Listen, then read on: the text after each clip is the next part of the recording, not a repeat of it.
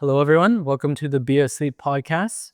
Today, we're with a very special guest. We're going to be speaking a little bit more about sports today and sleep. But yeah, we're here with Pat, and I won't butcher your own intro. So yeah, tell everyone who you are, what you do. My name is Pat Byrne. I do sleep coaching, and I work with Olympic and national teams. I work with professional sports teams in every league in North America and in Australia, the NFL, the NBA, Major League Baseball, NHL. I spent 7 years with the Vancouver Canucks. Worked with Mike Ellis and Lawrence Gilman and the Aquilinis. We created the very first sleep program for professional athletes anywhere in the world and perfected it. And now other teams have kind of grabbed onto that. But I still work and do a lot of education in that area. So Yeah, that's incredible. And to maybe break it down a little bit. So the Olympic side, generally, who do you see within the Olympic group? What would be the demographic? they're all young athletes. A lot of them trying to make the Olympic team. Of course, Olympic teams aren't chosen until the sort of very last minute, anyways. So, so I work at the Richmond Olympic Oval. I'm their sleep educator there. I work with Olympic national teams, high performance teams. We do sleep education, do some sleep coaching. Incredible. And then, just trying to divide things up so that way we got the pieces out. The hockey side, you mentioned the Canucks. You can just expand a little bit on that or repeat it. Yeah, no, I mean, I can tell you sort of what happened. I started, maybe I'll backtrack a little bit. Yeah, talk about how I kind of got into this whole field anyways. My career was really in biochemistry. My initial goal was to teach chemistry in university. I didn't work out too well. So I worked at WorkSafe BC in health and safety for many, many years. And at one point, I was the national director of the what's called the Canadian Registration Board for Occupational Hygiene, which is a national registration board. I was the Canadian director on the board of what's called IOHA, which is an arm of the World Health Organization. And so we help set standards and training for health and safety professionals globally. And at that time, I was an appeal commissioner at WorkSafe BC as well. And what happened was I got a phone call one day that my young nephew, who was early 20s, fell asleep driving home from work one day and drove his car off a cliff and died. Nice. And so that really changed my focus. So I called up the various people around the world that were in the same health and safety field. And I said, well, what do you know about this? I mean, people are like, they're dying driving home from work. What's going on? They said, never heard about it. Don't know anything about it. Wow. So I actually quit my job and started a 2-year kind of venture traveling around the various universities trying to figure out what's going on with all of this sort of sleep sleep area. Turns out my nephew was a star basketball player, Pitt Meadows, in the community over here, and he played in the provincial championships and guarded Steve Nash. Oh, cool. Yeah. Of course, Steve went off to play basketball, and I actually ended up doing some work with the Phoenix Suns and the Dallas Mavericks and made that. So, but anyway, that's how I got involved in the field. So, and things I realized at that time, because in occupational health and safety, if you want to measure things like asbestos and benzene and noise, you have to have a way to actually measure it. Then you can tell whatever interventions you put in actually work. Yes. And what I discovered in the sleep and fatigue area, there was no way to measure sleep or fatigue. There was, but it wasn't readily available. So I partnered with a firm in the US out of Honolulu, and we created a company called Fatigue Science, where we actually created the very first Sleepwatch that could automatically score the data. And it was before Fitbit, before Apple Watch, any of these things. And the company's still in business, but we never sold it to the public. We sold it to the military, a lot of the U.S. military, Australia, and a lot of trucking companies and that sort of more industrial and mining companies. And the reason we didn't sell it to the individual people was because we didn't think they would know what to do with the data. And they still don't know what to do with the data, which is one of the big challenges. So I followed a lot of the evolution of the technologies that goes through from Fitbit and Apple Watch, and what I really see is sort of better and better and better sleep watches that produce more and more and more data, none of which actually help you sleep. Yes. Yeah. Right. Yeah. And so I compare those when I talk to athletes. I compare those to bathroom scales.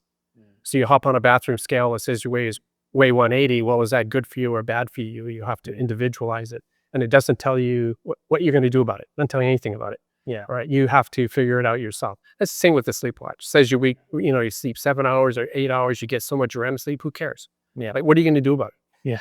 Yeah. 100%. Yeah. And to go back in time, so fatigue science, it was those devices at that time that you got things started with is called actigraphy. Yeah. And also just trying to make sure we set the stage. So actigraphy generally uses movement. Correct? It's exactly. Or it's just accelerometers. Okay. And measures it bazillion times a second, whatever, and data logs it. And then it goes through an algorithm, the current one, or the most used one is called the Kripke algorithm. Okay. And it's very interesting because Daniel Kripke from the University of California, San Diego, I interviewed him for my book. Oh, amazing. Yeah, really, really nice guy. And we talked about Sleepwatches, and he goes, most of it's just garbage. Yeah. He just produces, he calls them, at that time, random number generators, but that's not true. They can actually measure that, but the problem is, of course, you don't know what to do with the data. Yeah, and let's actually dive into that a little bit, because with actigraphy, there's generally, my understanding, correct me as we move, it measures when you fell asleep, if you wake up, and then when you definitely woke up, and that's generally what it measures, correct? It measures what we call sleep-wake cycles. So based on your wrist motion, the algorithm tries to determine whether you're awake or whether you're asleep. Okay. So it can tell you when you wake up, but it can't tell you, and it can tell you because you're moving around. So generally, people are moving around a lot. They're awake. Cool. And it's been fully tested through polysomnography. Yeah. So you put the watches on people that go through the brainwave things, and it turns out it's actually about 94% accurate. Wow. To determine whether you're awake or whether you're asleep. That's all it can tell you. Light switch. Yeah. On or off. Yeah. Yeah. Okay. Yeah. And then from there, wristwatches have become a bit more sophisticated, adding in a few other things. Right. So a lot of them, they're trying to look at sleep cycles. So are you getting REM sleep? Are you getting deep sleep? And quite frankly, I think those things are actually more harmful. Yeah. Particularly to athletes, and because they don't know what to do with the data, and all they do is worry about it. Yeah. In fact, we started with the Canucks, sort of trying to get the players to wear the watches a lot, so we could, which we did initially to try to figure out what their sleep patterns were looking like. But after a while, we said, like, don't obsess about it, don't worry about it. Yeah. Right? Don't.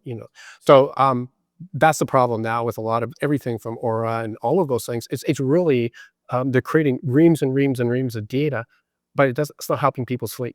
Yeah. That's the athlete side you're referring to. We can cover that in a bit. The orthosomnia aspect, right, of obsessing over your data. So the wristwatches, actigraphy. Then they added, PPG, which is just measuring blood flow more or less, and oxygenation within the blood flow on your wrist or your finger.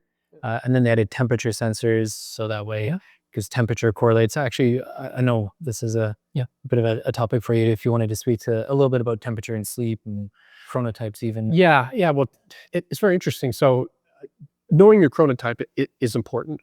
Yeah. Right. But that's kind of a one-time thing. You don't need to know that every day. Yeah. And so when we're sleeping, obviously our body temperature drops down. So that's one of the areas that we can look at. But it's even known for probably 100 years that there's a correlation between body temperature and fatigue. Right. So higher your body, and you can perform better the higher your body temperature is. Okay. And so it goes into a particular cycle. But again, having all that data doesn't help you. All it says is you've got a problem. Yes. Right. Yeah. And you continue every day. So you have a problem, you have a problem, you have a problem. So how do you fix it? Yes. Yeah. So that's a great transition actually to the next question that was coming through my mind. So we got the hardware and how that's kind of evolved across the past few decades here, but now we're getting to the point of, okay, great, we got this data, but now what? And there's the orthosomnia, which we alluded to briefly, which is obsession over your data to the point that you're not sleeping well, and you're so concerned about your sleep data that you don't end up getting good sleep data because you're obsessing over it. And then there's the application of that data. Do you want to speak to those? From an athlete's perspective, we know that before big games that they lose sleep, right? So I teach sleep resilience, which is you should try to get your maximum amount of sleep every night that you can throughout your lifetime, not just before games. So there are people that preach sort of sleep banking. You should try to get all the sleep you can before a tournament. I think that teaches bad habits. It's like physical conditioning. What I say to athletes, you want to be in top physical condition the whole time, because whether you're training or whether you're in the games, you can get injured if you're not at the top of your game. Right. And so I say, treat sleep the same way. Try to be at the top of your game for sleep all the time. And so if you lose a few hours of sleep or half a night of sleep before a big tournament, it's not the end of the world. You've got this resilience built up. Incredible. And then can you speak a little bit to what your take is? So if athlete comes to you, hey, here's my wearable data, what do I do? How would you approach? Yeah. So that's a long conversation. Because people don't sleep for a lot of different reasons. So if their data is showing that they're having trouble sleep, then we kind of take a step back and say, okay, what's going on here, right? Because there's lifestyle issues involved. There are sleep disorders. There are physical issues. There are drugs. There are all kinds of things that can impact a person's sleep. So we have to kind of go through and tease out what's going on. We also go through a program trying to figure out what their chronotype is. Are they normally a morning person, normally an afternoon person? Because when we look at their sleep patterns, we want to know, are you fighting your biology? Or are you supporting your biology? So we go through, and it's a long conversation we have with them, and then we kind of come to some general conclusions about, okay, this is a sleep timing issue for you. So you need to be going to bed a little bit earlier. So we try to set up a program. So instead of them staying up to midnight, if they can, we start saying, okay, basically what you need is 1 hour more of sleep a night. So let's just go 10 minutes this week, 10 minutes the next week. So just slowly build them into that. And the analogy I use for athletes, and it seems to work, which is, it's like physical conditioning. You don't walk into the gym and 1 week later you're in top shape. Yeah, it's incremental and it takes a lot of effort to do it, and you don't get immediate results. And that's the same with sleep. Yeah, amazing. Bit of I don't know if this would be controversial or not, but I've always had this thought of watching pro athletes play games at 7 p.m. At night, and understandably, it's for TV, it's for viewership, it's the league has to make money. But in terms of actual true peak performance, what would be, if you could choose? 7 o'clock is actually pretty good. 7:30 is actually probably the peak. Yeah. Interesting. Yeah.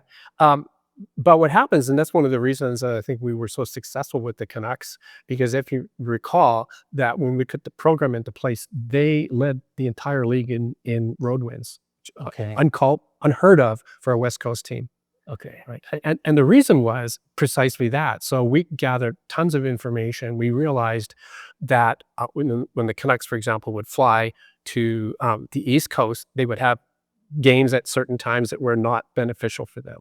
Yeah. Right. Or they'd have back-to-back games where they were completely tired, or they would fly back from New York or Tampa Bay to Vancouver and have a home game right away. Okay. Right? And so we analyzed all this and put together those touch points for the league, and went to the league and said, look, you're screwing us, excuse the language, and so you need to fix this. So when we go on road trips, if you look at their schedule now, they go on a road trip, they stay in the same time zone. Gotcha. Right. Okay. And they often have extra days after a road trip before the next game. Okay. Right. And sometimes, because we actually pioneered this, we would have them stay over. They'd finish a game in New York, whatever, 10 o'clock, 11 o'clock at night, they would fly back to Vancouver. Same night. Get on the plane. Yeah, because it was a long road trip. And so we convinced them to say, stay in New York, get the sleep you need, fly back the next day. Gotcha. Interesting. So the team gave them a day off. That was actually built into the CBA. Wow. But yeah, so now all the teams are doing it because they learned how to do that. And let's actually speak about that a little bit further around jet lag. Yeah. Like, first off, what is it? And then we can dive into sports and how it applies. Yeah, absolutely. So I always say to athletes, jet lag isn't a thing. Okay. It isn't really a thing because there's no jet lag-o-meter. Right? So what jet lag really is this feeling, this tired feeling that you get, which is a combination of the change in circadian rhythms and sleep loss. Okay. right? So just being on a plane, being dehydrated, sitting around for long makes you tired, right? And so that drains it out of you. But also the time zone difference. So if you think about, so your Vancouver goes from the flies to Toronto, right? And they get to the hotel, it's 10 o'clock at night, right? And everybody's getting ready to go to bed.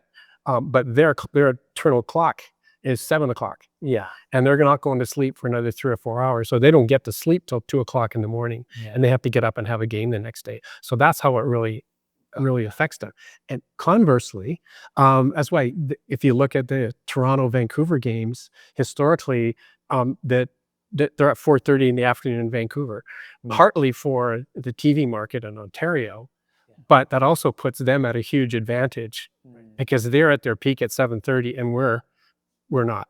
Yeah. Not there yet. Yeah. And there's some really great studies done in the NFL, and in Major League Baseball over decades, where they've actually looked that there's actually a circadian advantage, a win record for teams that travel with their, and to support their circadian rhythms. So home court advantage isn't exclusively being in your own stadium with your own fans. It's actually Right. It can be. Right. But people get confused sometimes because they assume that the team that's home has been sitting there waiting, but they may have flown in the night before for a game.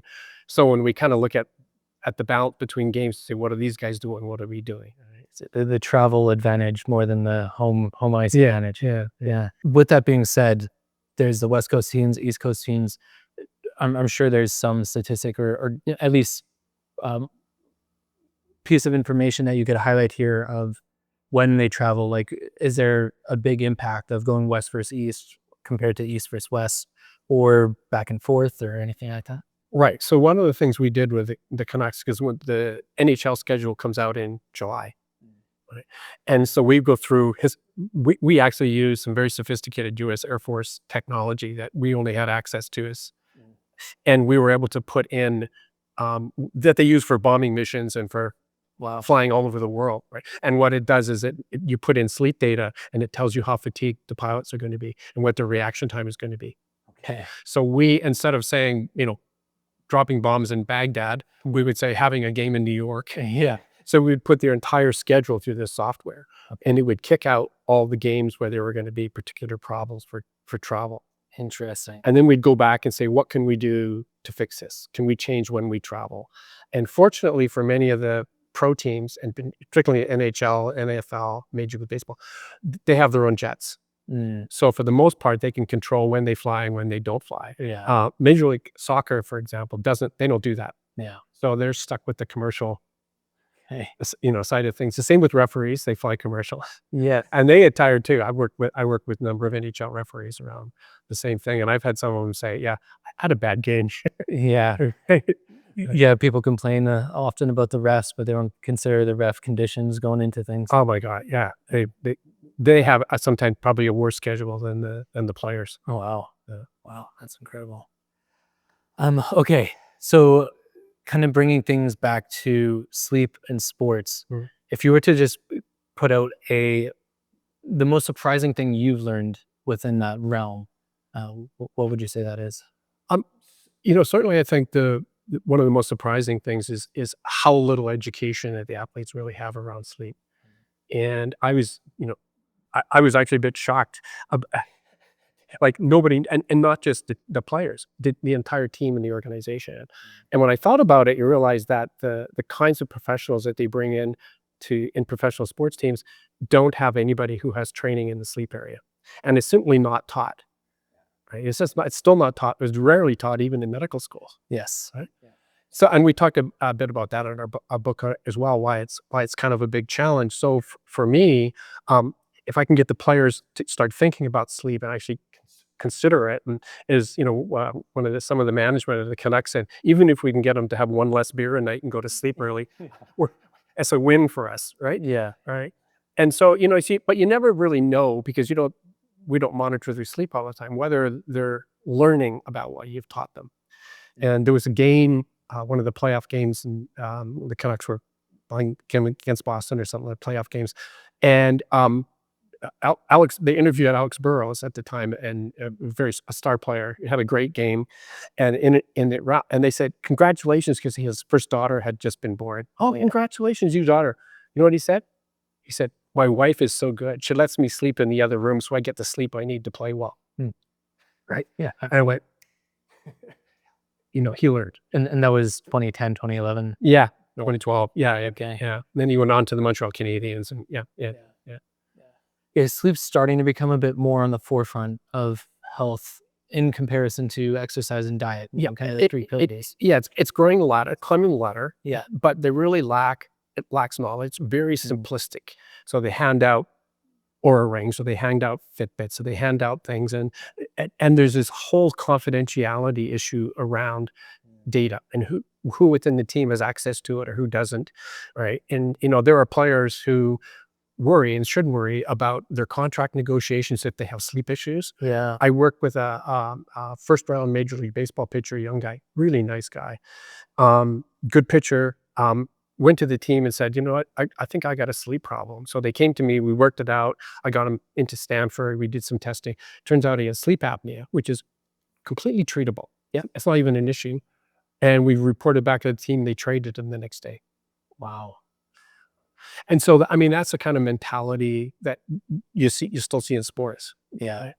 And when Alain Vigneault was coach of the Vancouver Canucks, we used to hassle each other all the time about sleep stuff. And he said to me one day, he goes, you know what? Don't tell my players they have a problem unless you can fix it. I said, 100%. Yeah. Yeah, 100%. And that's the problem with how sleep has kind of evolved now in sports is they're still saying you got a problem, you have a problem, you have a problem. They're not saying how to fix it, how to fix it, how to fix it. Yeah. Yeah. Showing you all the holes and then sending you're rainbows and walking away. Yeah. Step on the scale. You're still fat. Yeah. Try again next time. Yeah. We got a fancier scale. You're still fat. Yeah. Yeah. And do I actually want to speak a little bit about the data and what that looks like? And you alluded to that a little bit of data collection for players and right. So that's evolved because we were at the Canucks. We were we were first people in the world trying to do this. And so we kind of fumbled our way around. And so one of the things that I think that the senior management got right was they said, you are the only person and the individual player is the only person that can see their data. We don't want anybody else in the organization to know anything about it. And so the players all bought in. It was all voluntary, but they all bought in because of that. I knew the data. They knew the data. Yeah. I worked with them individually. And then what we did was take the aggregated data and then overlaid it onto their travel schedule. Okay. And so we would say things like, they were going to have a 7:00 in the morning meeting after a game. And I'm going, why do you want to do that? Yeah. And they go, well, because I'm up. Yeah. I said, well, you just didn't play a game. So if you look at the overall data, 3/4 of your players want to sleep till 9. So they go, oh, okay. So we'll just change the meeting date. Amazing. So if you have the aggregated data, you can make smarter decisions. Yeah. Yeah. And I think, even just outside of athletes, data collection is a concern for a lot of people. That's, was very much under the radar for a long time. In our design, a big part of it, and a lot more work, but we encrypt everything because we don't have access. We don't know whose data we're looking at. Right. And the other issue in sports is not just access to data, but who owns the data. Yes. Yeah. Right. Yeah. And so does the team own it, the players own it, and what do they do with it? Right. Yeah. Yeah. So it's a very complicated legal area. Yeah. And it does seem to be evolving. There's new bills coming out in Colorado and California a little bit. Right.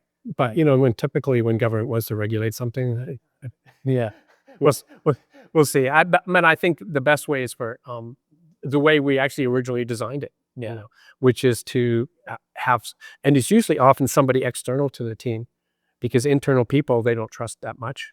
Yeah. Right? Because they move around in different jobs and they talk to each other. Yeah. So I was sort of not management, not players, not coaching. I was external, but worked directly with the players and the teams and the coaches. Yeah. And I think that makes sense too. It's almost like, patient-doctor confidentiality in a way, with the less medical version of that. Yeah. We would bring in doctors. I'm not a doctor, but I'm a coach.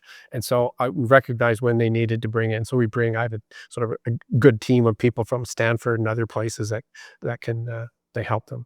Amazing. Yeah. And one thing that you've alluded to a couple of different times, probably a good time to actually highlight, is you have a book out that is, covers more than just what we're covering now. Right. Yeah. Yeah. Yeah. You want to talk a little bit? Yeah. So, after years of working in all the professional, I realized that particularly the coaches and the trainers didn't have had no time to actually read all the research and try to understand what's going on.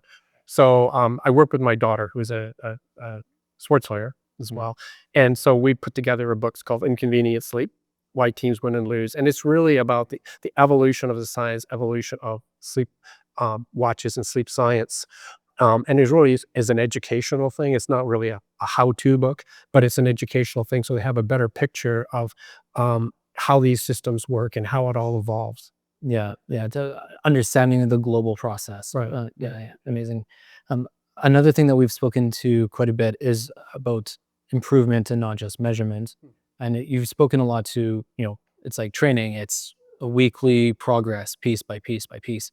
Do you want to expand a little bit about that? And, what would you say most people think it is? And then what would you say reality is? I think most people, including most athletes, and I've worked with some really top NBA and other and Major League Baseball players, is they want everything done yesterday and everything done in a hurry. Yeah. And so I've had programs with these guys and go, okay, we're going to slowly increase your sleep and for 10 minutes here this week and they just give up after a while. It's like, I want it done tomorrow.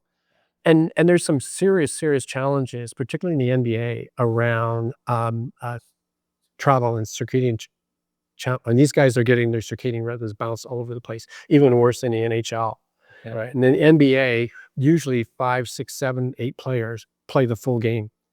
Okay. Right. Yeah. Where in the NHL, there's 26 players that play the game. Right. And even though, interestingly, the NBA and NHL grew up together, parallel together. So some of the original 6 NHL owners had arenas, and they wanted to fill them up while the players and the teams were on the road. So they actually put together and started the NBA.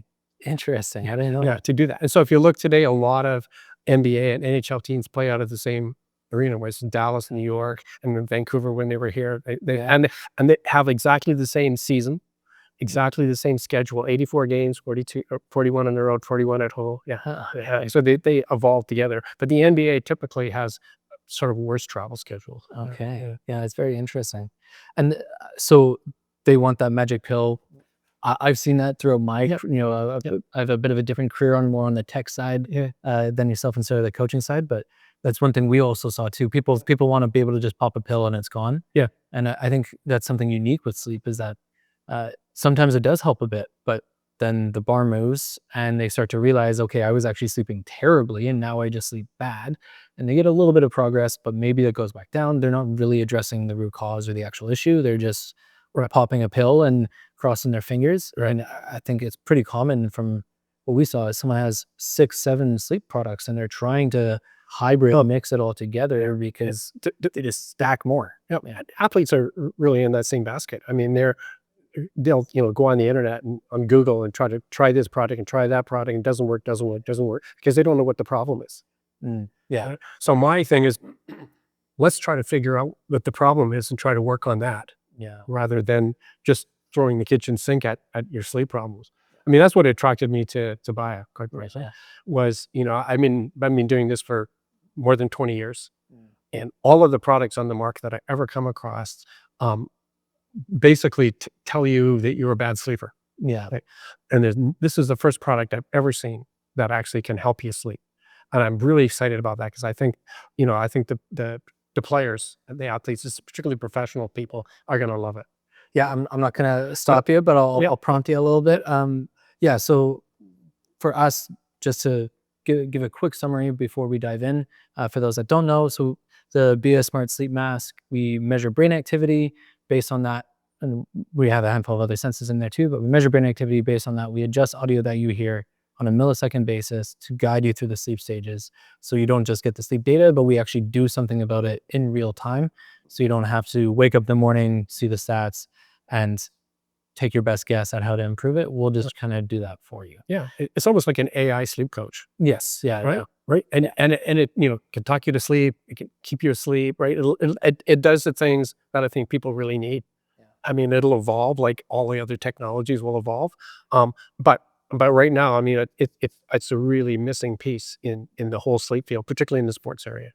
Yeah, I'm glad to hear that. Glad we're hitting that target. Well, if you were to highlight one thing that you're most excited about it, Uh, that it actually can help you.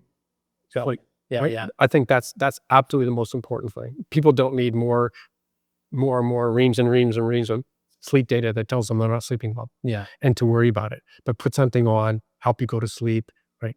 And just to make sure, when you say it helps you sleep better, is there like a certain technique or aspect of it that you're like, yes, that actually works versus something else? I think both, because the two most important areas around sleep for athletes is both duration, timing, and quality of sleep. Right. So this can deal with all of those features. And not to say that it will fix everything. We know No. it's something that will help better than most, but there are we partner with people such as yourself because we know to take things to the next level, you need human guidance and to take it past that and really accelerate things. So on that note, can you highlight a bit about if someone was to say, "Hey, Pat, I want to improve my sleep. Can you help me? What do I have to do? What's the progress? Or what's the process?" Right. So, I mean, initially, we have, as I said earlier, a long conversation with them in terms of lifestyle issues and try to figure out, do they look like they have a sleep disorder? Do we get them medically treated first? Or is it a lifestyle issue? Is it a combination of things, right? Are they fighting their circadian rhythm, not fighting, right? But then we set some goals, say, okay, we think this is a lifestyle issue for you. You're staying up watching movies, you're doing something. So let's see how we can do that. And then, of course, I would say, look, put on the biomat and let's see if we can work on that. And maybe we've got the problem wrong. Maybe it's telling you there's something else going on. Right? Yeah. But it's part of an initial process, and it evolves. Right. It's never a one, and it changes all the time. So this worked, this didn't. Let's try something else. But it's a constant evolution, constant change, trying to constantly keeping the goal in mind, which is to get a certain specific amount, duration and quality of sleep. Amazing. So you have like, just for simplicity, a weekly chat. Here's what we talked about last week. Where are we now? It can be a week or 2 weeks. Yeah, it's within that time frame. I don't like to go more than 2 weeks. Okay. It depends how sophisticated they are and how much they understand. So Yeah. I rarely even have talks with athletes unless they sit through at least a half-hour lecture on how sleep works, so that they're not sort of spewing stuff from Google that I'm trying to help them understand and say, well, here's how sleep really works. Here's what's going on. Now let's talk about what's going on with your sleep.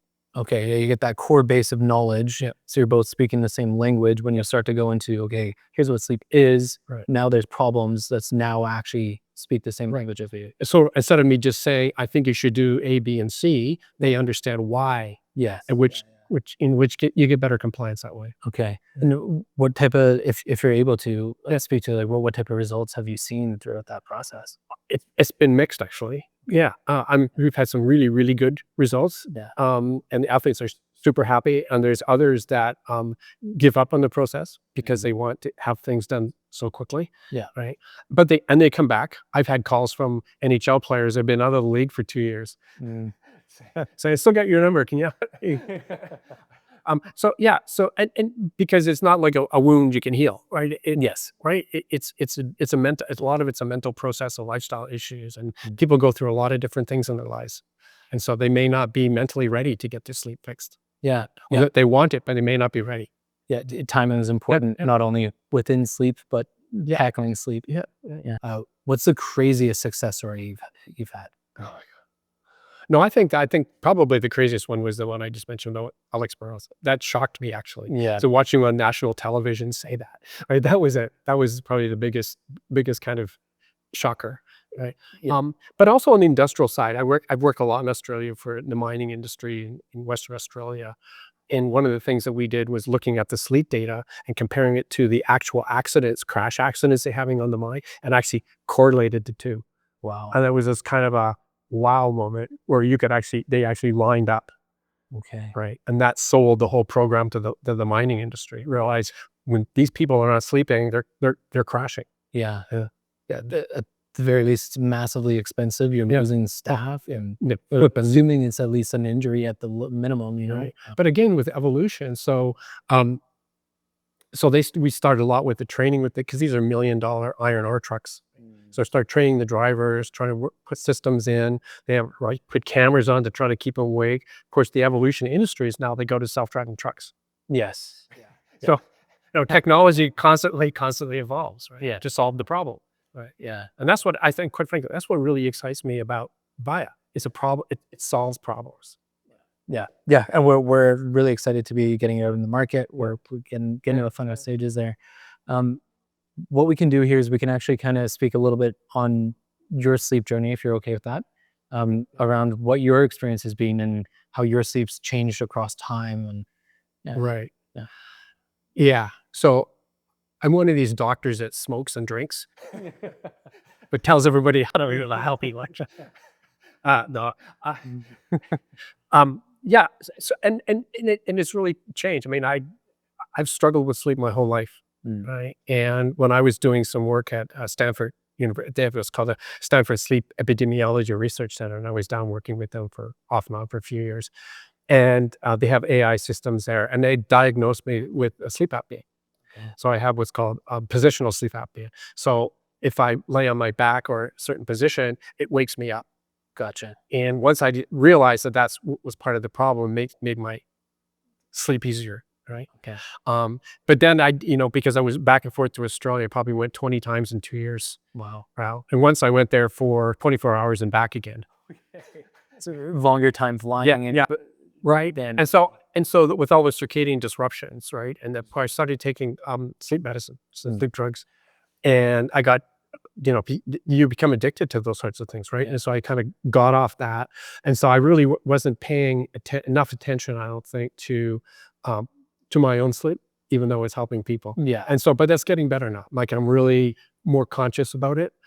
Sometimes I'll wear a sleep watch, and I look at it, I go, I don't believe, like, I already know. I think that's one of the things about the current technology. People know intuitively whether they have a sleep issue or they don't have a sleep issue, right? Yeah.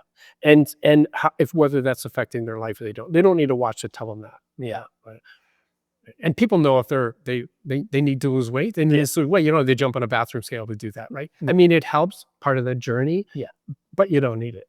Yeah, it provides the detail. Yeah. I think that comparison there with the scale is a great analogy, because the concept around exercising wasn't a massive thing in the world until we started going through the industrialization and people started sitting in offices instead of physically moving all the time. Yeah. Like, okay, we need to physically move because here's this problem, here's the measurement, here's what we're now doing to fix it. And I think sleep is starting to get to that point where it's no longer just here's the measurement, here's your weight scale, yes, here's validation, you feel bad in the morning, here's validation that it looks like you should feel bad in the morning. Yeah. Now there's something that what we're doing is to bridge that gap and actually do something. Right. We actually talked a fair bit about in our book about the evolution of physical conditioning and sleep. Okay. And analogizing what they learned, and about one of the things that we were really critical about is the level of sleep research around sports. It's not very good. Yeah. Quite frankly. And a lot of it's not the researchers' fault. I have a lot of admiration for researchers. Part of the problem is you have a small population and you're trying to expand it. I mean, most scientific journals would reject an article or research project that had 30 subjects. Yes. So that's the norm for sports. Yeah. Yeah. And there are, things like ice baths that they recommend that are like, I think the original research involved 5 people. Okay. And so, but that's part of, and the same with physical conditioning. That's why we kind of create that analogy, because a lot of people learn scientific knowledge by listening to the news, or something pops up in Google, or somebody's interpreted data. So my passion, one of the things that I love doing, is actually reading scientific research, particularly around sleep, and evaluating, saying, how does this fit in? How can I help my clients with this or not? Right? And then you read the press articles about it, and you kind of go, this isn't the same article that I just read. So there's a lot of misinformation out there. I think it doesn't help the athletes a lot. So on that note, a couple, like, if you were to give quick hits, and I know obviously the rule, don't generalize, everything is personalized, but the most frequent, I guess, advice you give for both falling asleep and waking up? What would you give? So 2 things. One is try to be consistent for going to bed and waking up. Okay. If you can do that within your lifestyle, that's really important. Second is darkness. Okay. I think it's one of the most important and underrated aspects. You can get blackout blinds for $40 to cover your windows. And I work with John Caldwell. He was at that point, he was the head of sleep and fatigue research for the U.S. Air Force. Okay. And we lectured a bit together. And I said to him, well, what do you mean by dark? Like, what's dark? He says, if you can hold your hand a foot from your face and you can see your hand, not dark enough. Okay. So That's the rule of thumb. dark is dark. The danger for older people like me is you get up in the night and it's dark, you trip on the way to the bathroom. So they say don't keep your phone by your bed. I keep my phone with a flashlight to find my way. But there's always unintended consequences. But darkness and timing is really important. And consistency on the timing. Yeah. And then getting that right instinctive nature of it's dark, it's time to sleep. Right. And so if you wake up, there's no light trying to convince you to get up and wake up. And the other is to really understand your own circadian rhythms so that you understand that when you create timing, if you go to bed at 10 o'clock or you go to bed at 8 o'clock, whatever, that you're actually supporting your biology and not fighting it. And can you actually expand on that a bit? So let's say the question, I know there's huge surveys to determine your chronotype, but generally speaking, you're more of a morning person if you want to wake up somewhere before 8 p.m. and you're more of an evening person if you want to wake up closer to 10. Yeah. And if you ask people, they know intuitively I'm a morning person. I get up early or I sleep in late or whatever. And so, but because our work schedules or other lifestyle schedules force you to change that. And teenagers are the perfect example of that. So most teenagers' chronotype is they're night owls. And it'll evolve and change in their 20s, but most of them are like that. And so the school starts are 8 o'clock, 7 o'clock in the morning, when in fact, the clock in their brain wants them to sleep till 9 or 10 o'clock. Yeah. And so, and the same with going to bed. It's very natural for teenagers. And I work with a lot of athletes, 18, 19-year-old, right? 20-year-olds and professional athletes, they want to stay up late normally. Yeah. Right. That's just, and it's not because of a lifestyle particularly. It's because of their circadian rhythm in their brains, and the clock in their brains are just saying, be awake, be awake, be awake. Yeah. Right. And so that means they have to sleep in the morning. Right. Okay. So we're trying to put a round peg in a square hole sometimes. Yeah. So that also applies to, people that are night owls or larks in general life. Yeah. And so what would you say to those athletes that are not able to operate on their ideal sleep schedule of being a night owl? Like their life habits don't align with their chronotype. And so that's important for them to understand what's going on with them biologically. So they're not beating themselves up to saying, what can I do to help my sleep? Saying, I'm fighting my body. So you understand that that's a component of their current life, right? And so they're not constantly looking at their watch and trying all kinds of things to fix it. They understand there's a part that I probably can't fix because of the work schedule. Right? Yeah. Travel schedule. Yeah. You're frustrated because you're not falling asleep and it's 11 p.m. and you went to bed at 10, but right. If you recognize that you can't actually fix that yet. Yes. Right. Yeah. So it's more than a acceptance of your circumstances and finding your best way to work around that, but don't beat yourself up. Don't fight yourself over something that's not in your control in the first place. Exactly. Yeah.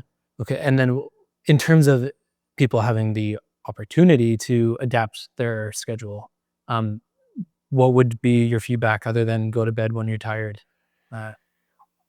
It's planning, right? And to plan your sleep like you plan your holidays. Okay. Get a calendar out, and say, okay, I need to get up at 5 in the morning to get in the schedule, work backwards. How am I going to get the 7 or 8 hours of sleep that I want to get? When do I need to start thinking about going to bed? Okay. And quite frankly, one of the worst schedules in the world for workers is the ones that's unpredictable. Okay. Right. And actually in British Columbia, it's an industrial issue, but there used to be that the paramedics that work in the rural areas, it's a second job for them. They're not full time.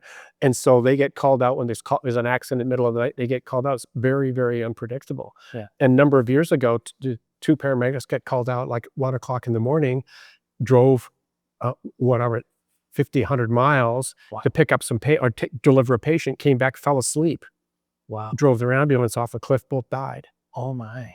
Right. Wow. Right. And it's because of they couldn't manage their sleep Yeah. because it's so unpredictable. So I say to, if you have a predictable schedule, you can plan. Yeah. Yeah. That makes a lot of sense. Then on that note too, they say there's lack of sleep can be people equate it to alcohol and driving, of sleep deprivation and So what happens when you're sleep deprived is your reaction time changes dramatically. When you're drunk, your reaction time changes dramatically. That's where it correlates. Right? okay. And it's not like, so if you're awake 24 hours, you have the same reaction time or equivalent reaction time to somebody that's like 0.1 alcohol. Okay. Yeah. And so there's a lot of difference between being drunk and being tired. Yes. Yeah. But in terms of reaction time, it's the same. In fact, that's one of the reasons I've been able to sell sleep in the professional field and professional athletes, is I can show them how it affects their reaction time. Got it. Yeah, they can quickly tell, hey, this is a difference between you controlling the shot, right, versus losing your hand. You're an NHL goalie, and the difference of like a tenth of a second makes a huge difference whether somebody scores a goal or you save it. Yeah, 20 times a game. Yeah, exactly. Yeah. So speaking to the MLB, Major League Baseball, they have an insane number of games and they have a lot to go through, a lot of travel. Can you speak to what that must be like? Absolutely. So I've worked with quite a number of Major League Baseball teams, and it's interesting. So they have their travel is actually, they usually travel every 4 or 5, 6 days, because they'll have a whole pile of games in one town and then go to the other. But they play a lot of games, and they call them clubhouses for a reason. Okay. Right. Because the players are there sometimes 4 or 5, 6 hours before a game. Okay. And there was a situation in Seattle with the Mariners. If you remember this, Ken Griffey Jr., it was his turn to bat. He was napping in the dugout. Wow. Or in the dressing room. Okay.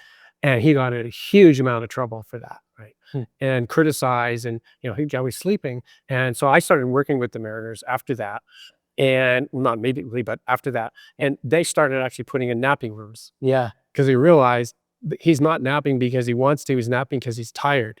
And he's tired because of the travel, and he's tired because of the long games and the training and all the other things that go with it. Yeah. Right. So they have challenges, but they're different challenges in every sport, and they're different than they are in the NBA, or they're bouncing around. You think, particularly in the NBA, or a lot of the guys I deal with are 7'6", right, and trying to fit into a hotel bed. Yeah. Right. So they have actually specialized beds that they certain hotels they go to and stuff. So there's a lot of different challenges depending on the sport. Yeah. And on that note, actually, too, I mean, as you were saying, people don't nap for a joke. Like, they're tired. That's why they're napping. Do you find napping a useful tool for? Absolutely. Virtually all the teams and players I work with in the NBA and the National Hockey League, the players on game day all nap in the afternoons. Okay. Always. Amazing. Yeah. Yeah. And we do have a nap function. Just throw that in right too. That'll be coming down the pipeline. Yeah. That's, and so, I mean, I think a lot of that, particularly in baseball and others, is the teams are slowly starting to learn. But unfortunately, what most people don't recognize is, though, professional sports teams actually don't have much of what I call institutional memory. So, coaches get fired and moved, coaches get moved, managers get moved, senior management gets moved. And so, the time now, the people who work for the Canucks when I was there, like, virtually nobody's there anymore at any level. Right. And so the things that we taught them, they don't necessarily know right now. Yeah. And so, as it compared to businesses, so a lot of the big businesses I work with, like Rio Tinto and other global companies, they have institutional memories and things are built into their systems. Yeah. So that's the big challenge for sports as well. They can fix one, like the Canucks, we fixed a lot of stuff now, but then people change and they're back to it again. So yeah, that makes sense. A team in itself becomes this small business that will change, and then a new business comes in, and then players change. Like, even with most NHL teams, like, probably 30% of their players change every year. Yeah. Okay. So we'll just go into rapid fire rounds. If you're good at that, quick punch. Yeah. What's your chronotype yourself? I'm neutral. Okay. Yeah. Down the middle. Yeah. Nice. Lucky. I think. Yeah. What is your go-to sleep position? Move around. So I curl right, curl left, flip, flip, flip, flip. Gotcha. Yeah, nice. Yeah, it's generally side sleeping. I have to. I can't sleep on my back. Yeah, Keep up. the position. Always side. Yeah. Yeah. And then caffeine. When's the latest you have caffeine? Probably 10 in the morning. Okay. Yeah, no, my experience is if I start having caffeine even close to noon, I can't get to sleep at night. And as you know, caffeine has a half-life, right? And everybody's metabolism is different. Mine is I just can't get rid of it fast enough. Yeah. And I don't drink coffee myself, so because I'm sensitive to it. Yeah. Chai tea at noon, and I'm not sleeping well. What would be one word you would be able to? What is one word you would use to describe a great night's sleep? Happiness. I bet. If you could snap your fingers and fix one thing about sleep for everyone in the world, not their sleep entirely, but what would be like one aspect that you would do? Sleep quality. Okay. Yeah, sleep quality is turning out to be in the research as or more important than sleep duration. Yeah, it makes sense. Yes. Yeah, duration allows quality. Yeah. Quality is generally what you want to see. If we were to finish this sentence, sleep is Everything. amazing. Okay. And what is the biggest mistake you see people make about sleep? I think the biggest mistake is they try to force themselves to go to sleep. Got it. Right? Saying, I need to sleep now. Right? And they don't have a routine to get there. Right? So they lay in bed, they think they have insomnia because they can't sleep, but they don't have actually a routine to get there. Gotcha. And actually, it's not rapid fire, but if we could speak to that a little bit about a routine to get to sleep, you're not just talking about brush your teeth and put on your PJs. You're talking about an actual intentional. Bring your whole body, bring your brain as a breathing techniques, relax. I mean, one of the great things we did with the Canucks, which is most people don't know about, was we worked with Dr. Zakowski, Lynn Zakowski he was from Boston University. He's worked with all kinds of teams. And so we teamed together and one of the things that he did, because you think about the players, they just got off, a 2-hour hockey game, 20,000 people screaming at them, and their systems are going bum, bum, bum, bum, bum. So he taught them breathing techniques. They would go into a quiet room, bring their whole systems down. We got the players to sleep an hour earlier. Wow. Yeah, than before, just following those techniques. Okay. And it made a huge difference in terms of how the team would travel and when they would travel and how they could manage back-to-back games. Okay, so a guided relaxation as part of that bedtime routine. Absolutely. To bring down the heart rate or whatever it is that could be overstimulating and just let the body shut off. Yeah. Incredible. Well, gonna enter the wrap up here. Any final things that you want to say or any final statements? Not really. I mean, I appreciate the opportunity. I love talking about sleep. And my huge passion, and I'm very passionate. One of the reasons I love Bia is because we have technology, or you have technology that can actually help people. And I'm really looking forward to see how we can use that with professional athletes. So yeah. Thank you so much. I appreciate it. If people want to find you with email or website, or what would be the best way to reach out? Probably email. Great. And then your book, Inconvenient Sleep. It's everywhere. Amazon, Walmart. It's everywhere. Amazing. All right. Yeah. Appreciate that. Yeah. Thanks so much.